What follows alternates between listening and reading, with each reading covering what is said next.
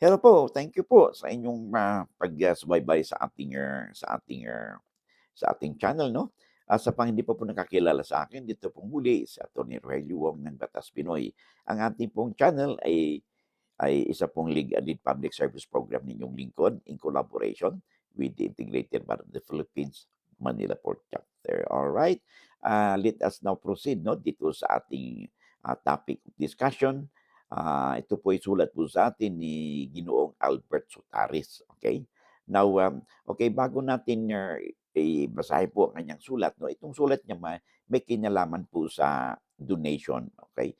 Marami na po tayong video na gawa dito sa donation 'no, tulad ng sabi natin 'no, ang donation po 'no, just background, there are two kinds of donations 'no. Sinabi kasi natin donation, ipinamimigay 'no, whether it's a real property or personal property, ito ay pinamimigay 'no, out of love and liberality ng isang donor o yung donor yung pong nagbibigay, okay. Dahil sa love and liberality niya doon sa kanyang pagbibigyan, which is yung, donee. So, dalawa po ang parties dito, yung donor na nagbigay, yung donee naman na pinagbigyan, okay. Ngayon, para maging ganap ang donation, okay, may kailangan din, yung donee ay tatanggapin niya din yung donation. It should be in a written na instrument 'no, o papel 'no. Kadalasan ito ay nakalagay na doon sa donation itself 'no. Yung iba naman or in a separate, paper. But is important is there is a donation or acceptance by the donee of the donation, okay.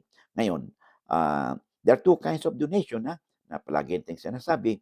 First is the donation, inter vivos. Ano bang ibig sabihin ng donation inter vivos?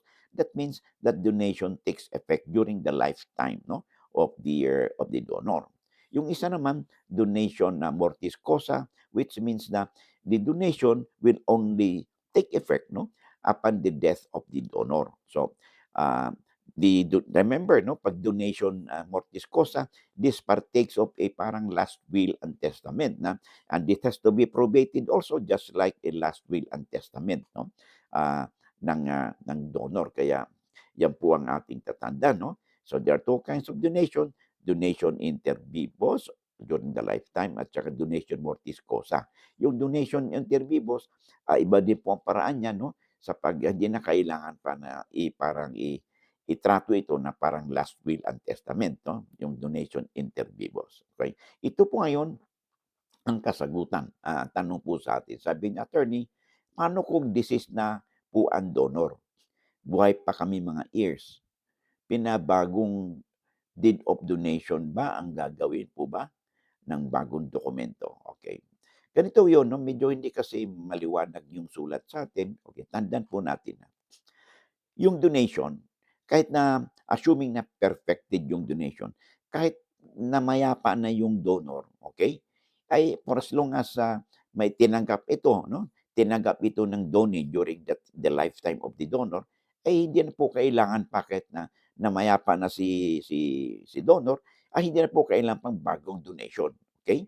The fact na nagkaroon ng donation, tandaan natin ang donation po 'no, should be in a public instrument, meaning may kasulatan ito at notaryado ito 'no, at may mga testigo rin, okay. So, at kailangan tanggapin ito. 'Pag hindi po tinanggap 'yan, walang written acceptance yung donor, yung donee, ay hindi po perfected yung donation. In this kailan ba dapat tanggapin ng donee yung pinagbigyan yung donation? Ito po ay during the lifetime of the donor. In this particular case, pumanaw na si donor. Puwede pa bang tanggapin ito ni donee na wala na si donor? Aba'y hindi na po, okay. So, that means the donation, did not, succeed, 'no, hindi nag-succeed yung donation niya, okay. So, sa tanong dito, buhay pa kami mga heirs. So, medyo matalinghaga ito, bakit? Bakit naman may kinakabit sa heirs, okay? Ito bang heirs ay anak nung nag-donate o yung donor? Kasi kung anak sila, okay, o kaya tandaan po natin, may limitation po ang, tinatawag nating donation, okay, lalo na kung ito ay isang galing sa magulang. Katulad nito, ang magulang po 'no, ay hindi puwedeng basta-basta na lang mag-donate 'no, ng properties nila lalo pa kung may mga anak ito, okay? May anak man isa o may adopted child ito, legally adopted 'no, or meron siyang talagang mga anak. Ah, 'Pag mag-donate po siya 'no, 'pag mag-donate siya, 'pag nawala na po siya, this will be, considered as advance legitim 'no, parang advance po sa mga mana. Kung halimbawa ang tagapagmana niya ay ang ginawa niyang nagbigay siya ng donation sa favorite niyang anak, okay? So, itong donation na ito will be considered as advance na mana dun sa anak, okay? Na 'pag nawala na si donor at 'pag sa kuwenta ngayon nagkuwentahan at it appears na dahil sa ginawang donation, yung ibang mga anak ay napagkaitan o nakulangan yung kanilang mana, okay?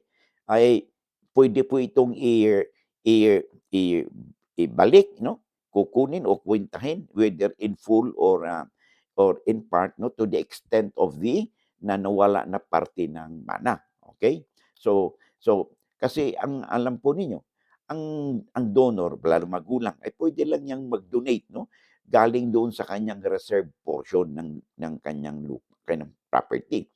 Hindi puwedeng mag-donate 'yan sa iba, na na na galing sa na ito'y pinanggagalingan nito ay magiging mana ng kanyang mga anak. Now, in this particular case, tandaan po natin, hindi maliwanag sa mga kung sino ba itong mga heirs na sinasabi, number one. Number two, kanino ba nag-donate si donor, okay? Kung nag-donate siya sa donor na hindi niya anak, okay?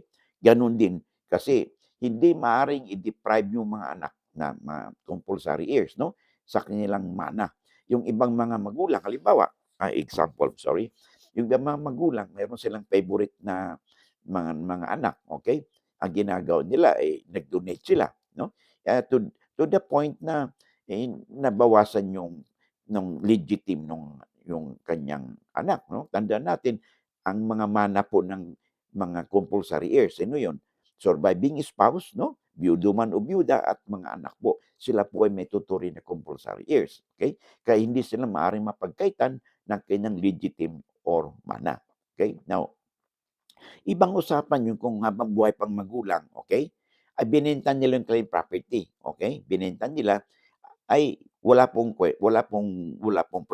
problema po yun because tandaan natin ang karapatan ng mga anak doon sa mana, darating lang yan 'pag pumanaw na si magulang o isa sa kanila or both. Now, habang buhay pa po ang mga magulang, ang anak po, ay wala po tayong karapatan doon sa properties ng magulang. What you have is only an inchoate right 'no, doon or expectation doon sa properties na pag-ari ng inyong magulang. So, 'pag ibinenta nila ito, sinanla, hands off po ang mga anak, wala pong pakialam ang mga anak, hindi puwedeng kailangan pang consent ng mga anak. Pero ibang usapan 'yan pagdating po sa, donation, okay? So, mga magulang tandaan po natin 'yun ha, 'pag nag-donate po tayo, okay lang 'yun for as long as ang ido-donate mo katulad niyan hindi maliwanag kung kanino dinonate sino yung donate dito. Ang maaari lang i-donate ng magulang is yung kanilang tinatawag nating free portion 'no, na, ah, kasi sabi nga natin, ang mana po o legitim na mga anak ay, er, ay protektado po 'yan ng batas po natin. So, in this particular case 'no, kung nawala na si magulang, okay, si donor, pumanaw na, okay, hindi na kailangan pang gumawa ng panibagong donation. Una, wala na nga si donor, okay? Ngayon, kung nagbigay man ng donation si donor, okay, yung portion ng lupa na binigay niya ay hindi na magiging bahagi ng kanyang mga naiwang ari-arian. Bakit? Kasi at the time na nag-donate siya at tinanggap ito ng donee, so hindi na siya yung may-ari ng lupa. Kaya ang nangyari diyan ay hindi na pa kailangan pang magpapanibagong, deed of donation dahil nga namayapa na 'no, si donor, okay. Okay, balik tayo. Ah, pero 'pag ang iyong ginawang donation ng magulang, ay makakaapekto sa legitim or mana ng mga anak niya, okay? Aba'y ibang usapan 'yun, okay? Kasi either kung ang binigay niyang donation ay halimbawa ay tungkol sa ay nabawasan yung legitim, ay hindi po puwede po 'yun, okay? Kasi to the extent na ma-deprive yung kanilang legitim, ay pwede pong mabawi ito in whole or in part, no, yung ginawang donation. Yung iba namang mga magulang, no, ay nagdo-donate sa ginawang ang property nila ay nag-donate siya sa halimbawa sa charitable institution, okay, sa simbahan, no, favorite nilang chapel, gagawin ng chapel. Pwede ba yun? Pwede po yun for as long as hindi po nila gagalawin yung legitim na mga anak nila, kundi ito'y limited only, no, to the free portion ng kanilang estate. Okay? So, yun po ang tatandaan natin. Okay? So, I hope nasagot natin, no, Albert, ang inyong katanungan. Alright? So, okay. So, bago tayo magpatuloy, no, I would like to make this announcement na ang Batas Pinoy po, no, we have already a page a page in as a Facebook. No, we have an account already. We just opened it recently. So by this very moment, no, we have only very few followers. So I hope you could spread the news, that you could follow my page, and of course spread the news to your friends, relatives, neighbors. No, that Batas Pinoy has already an account, no, new Facebook account, no, as a Batas Pinoy. And if you would send your comment, no, I'm glad with to the best of my ability, ay pipilitin po natin na masagot po yan, no, sa abot po nating makakaya. Doon po sa page section po, no, ng ating account sa Facebook. Okay? Thank you very much. Okay. Oh, by the way, I would like also to make use of this opportunity to express my thanks and appreciation to our viewers, subscribers, and likers, no, in our YouTube account, because of your help, because of your support, no. Batas Pinoy is motivated, no, or inspired to further come out with these videos, no, and spread out legal information to our friends. It could be it could be our kababayan, relatives, no, neighbors, or nakwentas, no, para upang sila din, no, ay may mapulot, no, sa ating mga pinag-usapan. Sabi nga natin ay lamang na ang may alam sa batas. So thank you very much sa inyong suporta, and I hope, no, to see you again in the next video po natin. Uh, uh, See you, and God bless.